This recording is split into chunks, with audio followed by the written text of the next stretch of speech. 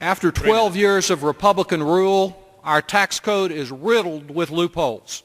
The small businesses on Main Street, the families that are struggling to get by with both spouses as wage earners, they all continue to shoulder a much heavier tax burden proportionally than the giant multinationals that operate around the world, that have operated here in Washington to lobby their way into one bit of special treatment after another.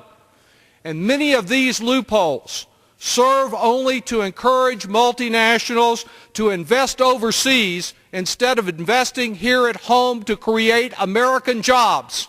For some of them, their number one export is the export of American jobs instead of creating things here in America that we can then export to the world.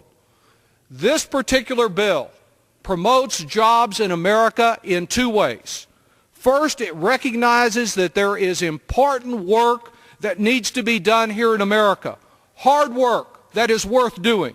In Austin, Texas, Build America bonds were used to build a police substation, to build a public safety training facility, public facilities that we need to protect our neighborhoods, built by private contractors, putting food on the table of private employees. This bill would encourage more of the same for America. And second, this bill represents the next step in a long-standing effort that I've been a part of to crack down on multinational corporations that get federal tax breaks only to ship their jobs offshore.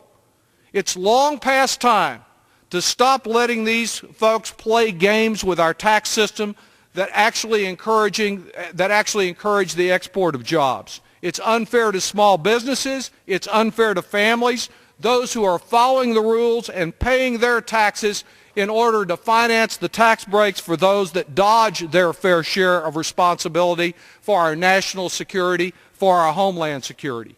And making these large corporations pay their fair share, avoid the kind of dodges that aren't available to our small businesses, is pro-competition. It levels the playing field for small businesses across America.